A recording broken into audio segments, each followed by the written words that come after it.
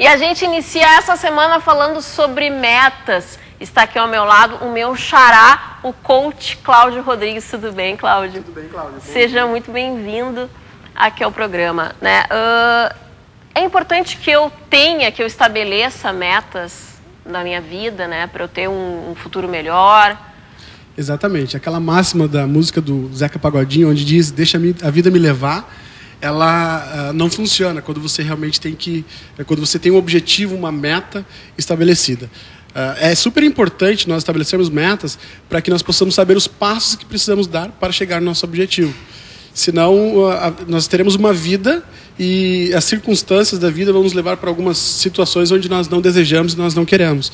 Então, é super importante nós termos essas metas estabelecidas. Sim. E como eu estabeleço metas, né? Como eu organizo a minha vida? Eu preciso sentar, Cláudio, um momento e traçar planos, por exemplo, meta para o meu plano, meu campo profissional, meta familiar, por exemplo, né? Exatamente. Estabelecer campos, assim? Exatamente. Existe uma ferramenta chamada Roda da Vida, onde você faz uma avaliação de toda a sua vida, como que está nesse momento, na área profissional, na área financeira, pessoal, familiar.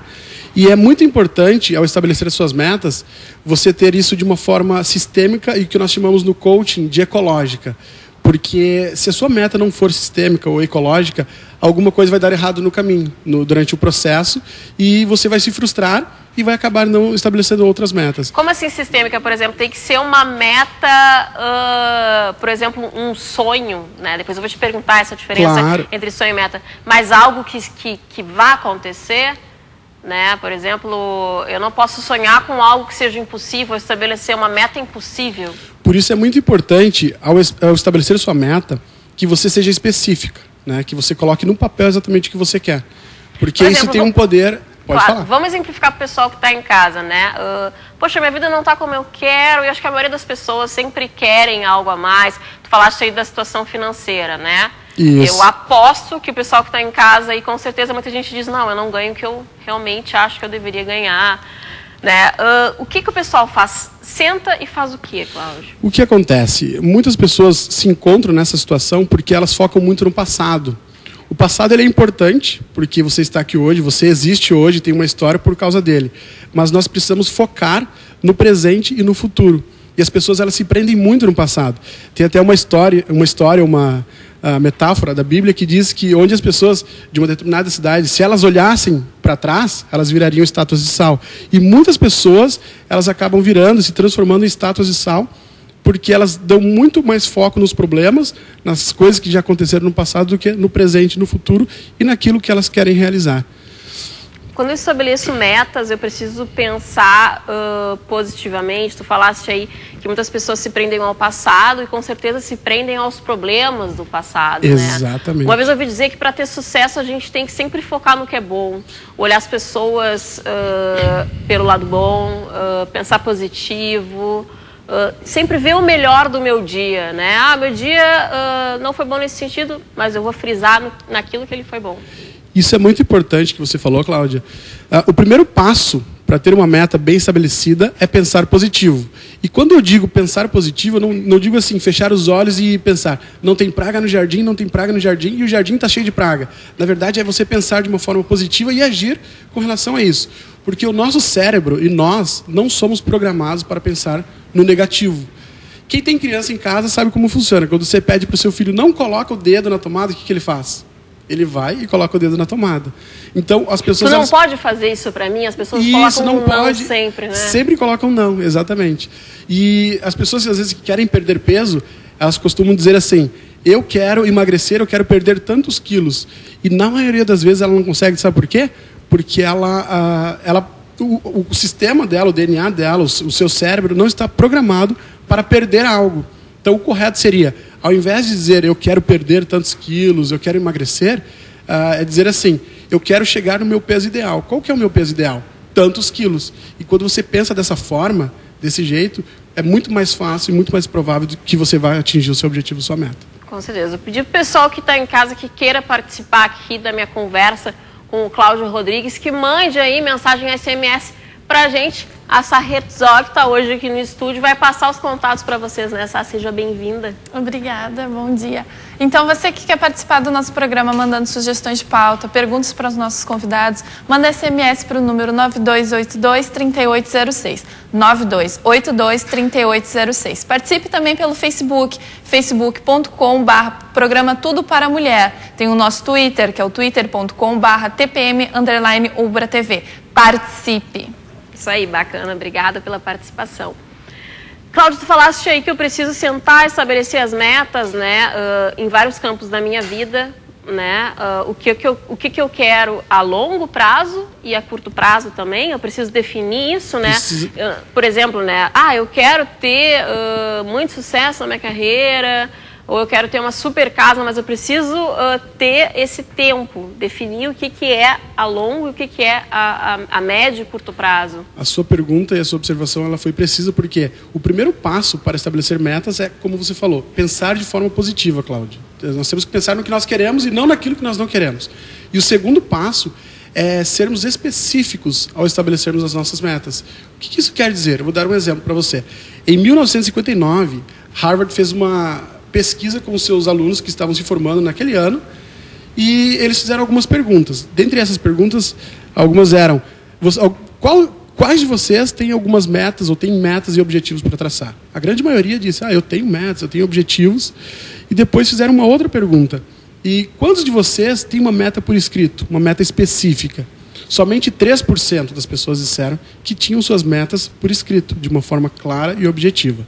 Passaram-se 20 anos, chamaram novamente esses alunos para fazer algumas perguntas e uma pesquisa, e foi constatado que aqueles 3% que haviam dito que tinham metas por escrito, que tinham suas metas bem específicas, financeiramente elas valiam mais de 10 vezes do que os 97%. Então, para você ver o poder de nós pegarmos as nossas metas, passarmos para o papel e colocarmos exatamente aquilo que nós queremos. Seja uma meta de curto ou longo prazo, precisamos escrever. Falaste aí que a gente precisa escrever, né? Mas muitas pessoas escrevem e colocam na gaveta ali, esquecem da meta, surgem outras oportunidades na vida, a pessoa acaba bom, né? Eu queria isso, mas se surgiu isso, eu vou para esse caminho. Né? Por exemplo, em relação a trabalho, muitas pessoas falam assim, né, Cláudio?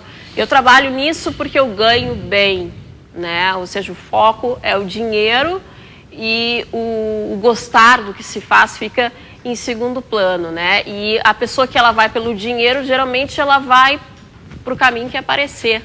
O caminho que aparecer. É mais ou menos por aí. Eu preciso, por exemplo, definir a minha meta, escrever e ter esse papel ao meu alcance para que eu possa sempre me lembrar de que é isso que eu desejo.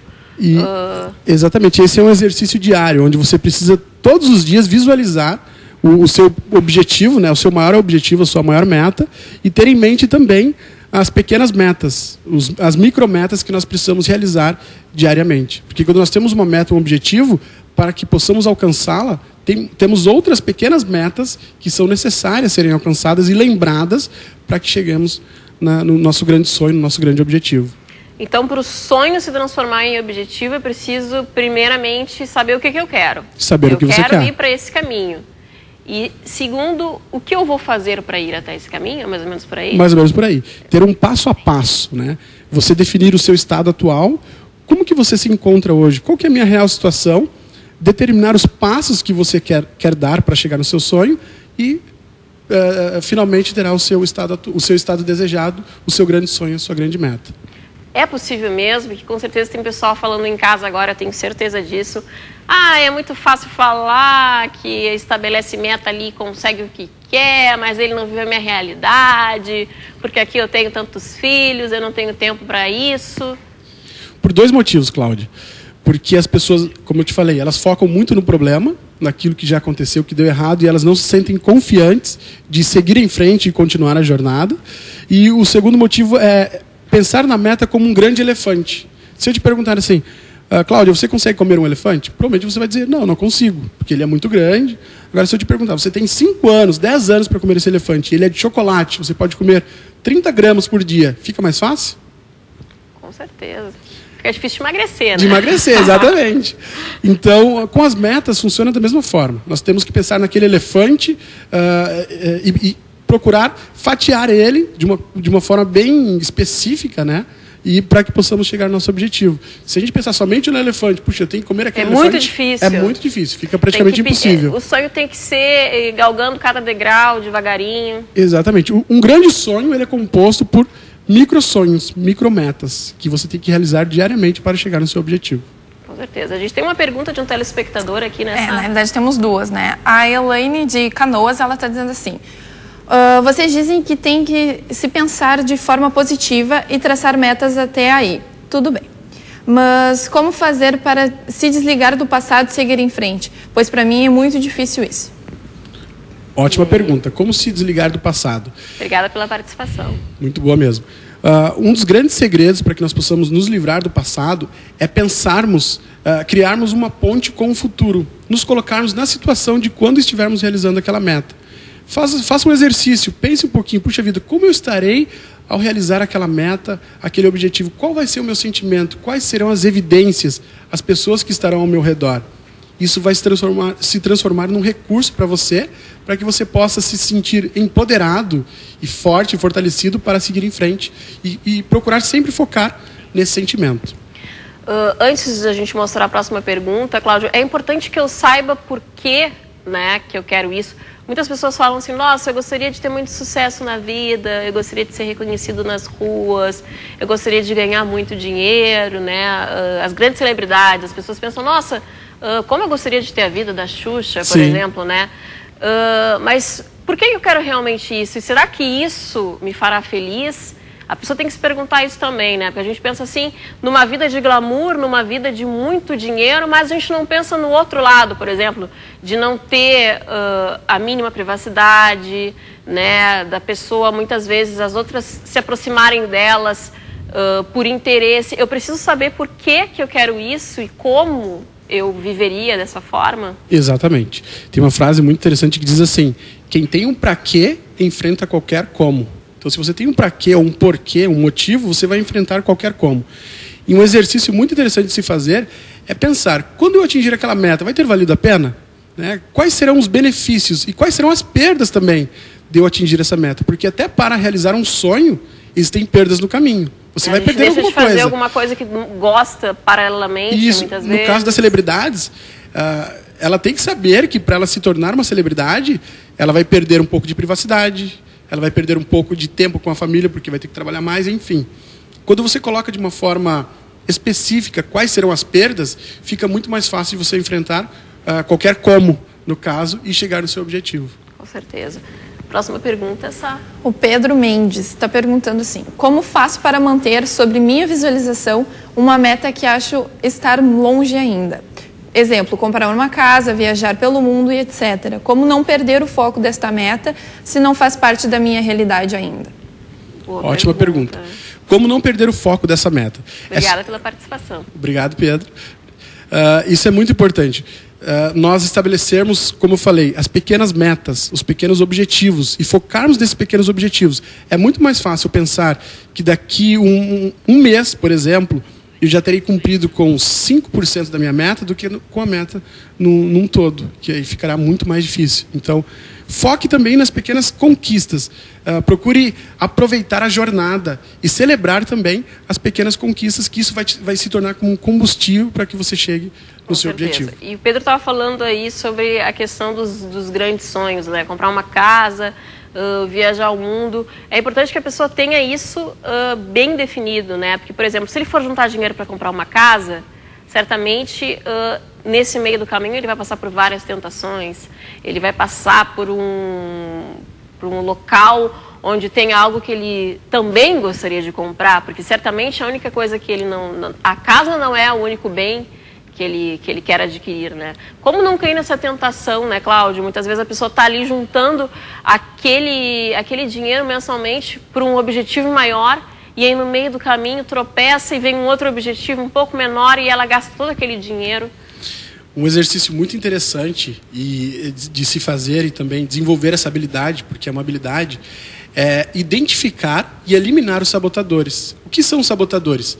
São todas as pessoas ou algumas coisas que vão aparecer no meio do caminho para nos impedir... Tirar do foco. Exatamente, tirar o foco e nos impedir de chegarmos no nosso grande sonho, no nosso objetivo. E quando a gente eliminar, calma, né? Eliminar os sabotadores nada nada disso aí. Exterminar as pessoas. Eliminar é ficar um pouco distante. Exatamente. Tem que esclarecer, claro. Isso mesmo. Ou até mesmo um familiar que sempre está dizendo que você não vai conseguir, que isso não é possível, pega aquilo e transforma isso num combustível para que você tenha mais forças para seguir no seu objetivo e na sua meta. Então, eliminar esses sabotadores, que são as coisas que nos impedem de chegar no nosso objetivo, é o grande segredo. Existem vários exercícios diários que você pode fazer. Um deles é, se pergunte se o que você está fazendo no momento, se aquela pessoa que está trazendo aquela informação para você, ela está te deixando mais próxima ou te afastando do seu objetivo, da sua meta. Essa atitude que eu estou tendo está me aproximando ou me afastando do meu objetivo? Com certeza, tem que pensar isso e tem que dosar, né? O que é para o meu bem e o que é muitas vezes para me desanimar. Exatamente. Com certeza. Isso mesmo. Adorei te receber aqui, Cláudio. Muito obrigada pela presença. Obrigado você. Seus contatos, porque tu palestras também, né? Isso, o nosso site é www.agencianacionaldecoaching.com.br. O e-mail é info@agencianacionaldecoaching.com.br e o nosso telefone é 4063-8925, DDD 51. Bacana, muito obrigada pela presença.